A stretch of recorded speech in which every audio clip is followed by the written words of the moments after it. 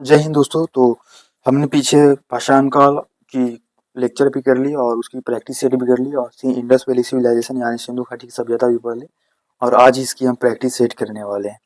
तो practice set आप जरूर करें, लेक्चर देखें या ना, क्योंकि इस टाइप में आपको रियलाइज होगा कि आप क्या समझ पा रहे हैं या आपके पास कितनी नॉलेज है या पहले से पढ़ चुके हैं तो यहाँ पे कितने सही कर रहे हैं। तो आप ये आंसर ना देखें बल्कि आप क्वेश्चन मैं बोलूँ और उसकी आंसर अपने मन में दे दें। तो बिना लेट किए हुए चलिए शुरू करते हैं, क्योंकि टाइम भी बहुत कम है और ज़्यादा मैथ रीजनिंग और हिंदी में रिवीजन करने पे समय है। तो देखते हैं सिंधु घाटी की सभ्यता किस काल से संबंधित है। सिंधु घाटी की सभ्यता किस काल से? पूरा पाषाण नहीं, मध्य पाषाण नहीं, नव पाषाण नहीं, क्योंकि ये आधे ऐतिहासिक काल में आती है। और जो पूरा पाषाण, मध्य पाषाण, नव पाषाण ये पार्क ऐतिहासिक काल में आती है। तो सिंधु घाटी की सभ्यता कांसा युग में आती है, क्योंकि इसे कांसा युग इसलिए बोलते हैं। यहाँ पे कांसा की खोज हो चुकी थी, कांसा की नर्तकी मिली थी और भी सामान कांसा की मिली थी, जो कि दो सामग्री को मिलाकर बनता है। तांबा प्लस टीन को मिलाकर कांसा बनता है। फिर आगे देखते हैं घाटी की सिंधु घाटी सभ्यता का मुख्य नगर कौन सा था। तो इस मुख्य नगर मोहनजोदाड़ो था, जहाँ ऊपरी टीला, निचली टीला और अन्नागार, स्नानागार, बहुत ही इंपॉर्टेंट चीज मोहनजोदाड़ो से मिलती है। तो ये सबसे मुख्य शहर नगर यही है, मोहनजोदाड़ो। फिर आता है सिंधु सभ्यता का प्रथम नगर किसे माना जाता है। तो प्रथम शहर हड़प्पा, जो 1921 में खोज की गई थी दयाराम साहनी के द्वारा। और फिर आगे देखते हैं सिंधु सभ्यता का सबसे बड़ा स्थल कौन सा था। ध्यान दीजिए, सिंधु सभ्यता पूछा गया, तो अगर यहाँ भारत में पूछ दे तो यहाँ भारत पे होगा क्वेश्चन, थोड़ा लिखना चाहिए। सिंधु सभ्यता का सबसे बड़ा शहर, तो ये राखीगढ़ी होगा, राखीगढ़ी। फिर आता है सिंधु घाटी का कौन सा बंदरगाह स्थल था, यानी सिंधु घाटी के कौन सा बंदरगाह मिली थी। तो वह लोथल में थी, जो कि गुजरात में थी। तो अब देखते हैं आगे। नृत्य करती लड़की की मूर्ति किस धातु से बनी हुई थी। जो कि मोहनजोदड़ो से ये बनी थी कांसा, क्योंकि सोना का नहीं हुआ था, चांदी का आविष्कार नहीं हुआ था, लोहा नहीं मिला था, कांसा का मिला था। कांसा से मोहनजोदड़ो से मिली थी और मोहनजोदड़ो थी मांटगुमरी जिला पाकिस्तान में। इसकी उत्खनन 1922 में राखल दास बनर्जी ने की थी। तो आप इस तरीके से रिवीजन करते रहना। फिर आगे देखते हैं नर्तकी करती लड़की किस स्थान से मिली थी। तो यह मोहनजोदड़ो से मिली थी। फिर आपको यहाँ ऐसे रिवीजन करना है कि मोहनजोदड़ो का नाम आया तो 1922 में राखालदास बनर्जी ने उत्खनन कराया। यह सिंधु नदी के किनारे थी। हड़प्पा सभ्यता 1921 में खोज हुई। यह रावी नदी के किनारे था और इसके दयाराम साहनी ने उत्खनन कराई थी। फिर लोथल, ये गुजरात में थी। धौलावीरा। तो आप इस तरीके से आंसर मान लेते हैं, सिर्फ ये नहीं कि हाँ नृत्य करते लड़की किस स्थान से मिली तो वो मोहनजोदड़ो, नहीं, ये गलत है। अब देखते हैं आगे। तो ज्यादा क्वेश्चन है, 20 से 25 क्वेश्चन की प्रैक्टिस करेंगे।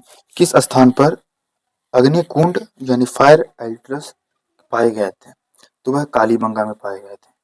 किस स्थल पर अनाज रखने के ग्रेनाइट मिली। किस स्थान पर अनाज रखने का ग्रेनाइट मिला है, यानी अनाज रखने का कहाँ पे मिली। तो वो हड़प्पा मिली है। अगर हड़प्पा की जगह मोहनजोदड़ो भी दे तो वहां भी आप लगा सकते हैं, लेकिन अगर यहाँ हड़प्पा भी दे दे, मोहनजोदड़ो भी दे दे, तो फर्स्ट जो है वो आपको लगाना है। तो ये हड़प्पा थी, जो 1921 में इसकी खोज हुई थी। तो आप इस तरीके से याद रखिएगा। तो अगर एसएससी जीडी में कोई भी क्वेश्चन, मान लीजिए 2 आंसर दिया हुआ है, जो पहले आंसर है उससे आप सही करिएगा। तो आई होप आप समझ गए होंगे। आगे देखते हैं सिंधु सभ्यता की मुद्रा किस धातु की थी।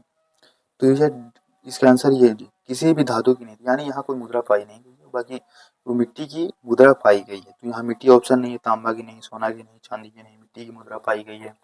तो आगे देखते हैं सिंधु सभ्यता में किस पशु का महत्व था। तो सिंधु सभ्यता में बैल की, एक सिंह की बैल की प्रमुख सब विशेषता इस मानी जाती है। और यहाँ घोड़ा की भी अवशेष मिली है, ऊँट के नहीं मिले, भेड़ के भी नहीं मिले। फिर आगे देखते हैं 12वां क्वेश्चन। सिंधु सभ्यता में किस चीज का अभाव था। तो सिंधु सभ्यता में लोहे के औजार का अभाव, नहीं, सिंधु सभ्यता में किस चीज का अभाव था। ये ये छोड़ दीजिए, ये नहीं है। सिंधु सभ्यता में किस चीज का अभाव था। जो कचड़ा निपटान, ये हो जाएगा। अभाव था कि वहां पे साफ सुथरा रहता था। ये पक्की ईंटें, ये भी हो जाएगी। जल निकासी, ये भी परफेक्ट थी। तो ये अभाव नहीं था, होना चाहिए, नहीं था, तब आंसर होगा ये, नहीं यहाँ पे होगा। ग्रेट बाथ किस स्थल पर मिली थी। तो आपको याद होगा ग्रेट बाथ, जहाँ स्नानागार मोहनजोदाड़ो से मिली थी, जो किसी पर्व के लिए यूज किया जाती थी। और इसकी खोज 1922 में राखल दास बनर्जी ने की थी और ये सिंधु नदी के किनारे थी। अब देखते हैं आगे, किस स्थल पर डाक यार्ड मिली है? डाक यार्ड से मतलब होती है बंदरगाह। तो आपको याद होगा बंदरगाह मिली थी लोथल से, जहाँ से सारी जगह व्यापार हुआ करती थी। अब देखते हैं 15वां क्वेश्चन, प्रसिद्ध पशुपति मुहर किस स्थान से मिली है? तो प्रसिद्ध पशुपति ये मोहनजोदाड़ो से मिली है। और सिंधु सभ्यता के लोग किस धातु को नहीं जानते थे? वह उत्तर होता डी, लोहा को नहीं जानते थे। बाकी सोना चांदी ये सब लमसम थी पर मात्रा कम थी।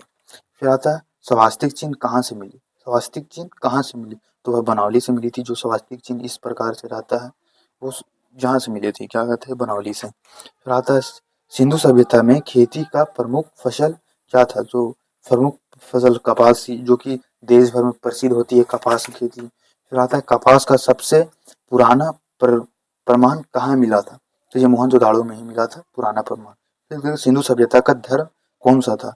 तो इसमें होता है उपरोक्त सही, क्योंकि ये सभी मानते थे, प्राकृतिक की पूजा करते थे, फिर पशु पशु पूजा करते थे, यानी हर चीज की पूजा करते थे, इसलिए इसे कोई फिक्स नहीं माना गया कि हाँ ये किस धर्म से ताल्लुक रखते थे। फिर देखते हैं बैलों द्वारा गाड़ी खींचने की मुहर कहाँ से मिली है? तो ये हड़प्पा से मिली है। फिर आते हैं सिंधु स्थल पर कब्रिस्तान R37, ये इंपॉर्टेंट है। R37 मिला है, कहाँ से मिला है? तो वो हड़प्पा से मिला है। इसकी उत्खनन राखल दास बनर्जी ने कराते हैं 1921 में। फिर अगला क्वेश्चन देखते हैं, कौन सी नदी सिंधु सभ्यता के पास बहती थी? सिंधु कौन सी नदी सिंधु सभ्यता के पास बहती थी? तो इसकी आंसर है सरस्वती, जो पंजाब में इसके सबसे करीबी नदी पूछा गया। फिर आता है कौन सा स्थल राजस्थान में है? तो वो राजस्थान में था कालीबंगा, जहाँ से लड़कियों का बहुत सा औजार मिला था, लिपस्टिक ये वगैरह वगैरह को। फिर अगला क्वेश्चन देखते हैं, कौन सा स्थल गुजरात में? तो गुजरात में था धौलावीरा। गुजरात में लोथल भी था, जहाँ गोदीवाड़ा मिला था। किस स्थल पर कंकाल घुटने मुड़े हुए मिले हैं? तो यह हो जाता है कालीबंगा ही में मिले थे, जो कंकाल घुटने मोड़ के सो देते हैं। फिर आता है हड़प्पावासी किस लिपि का उपयोग करते थे? तो हड़प्पावासी लिपि का इसकी लिपि होती थी अबूझ। तो ये भी कंफ्यूजिंग है, ये थोड़ा मिस्टेक है, इसको आप ना याद करें।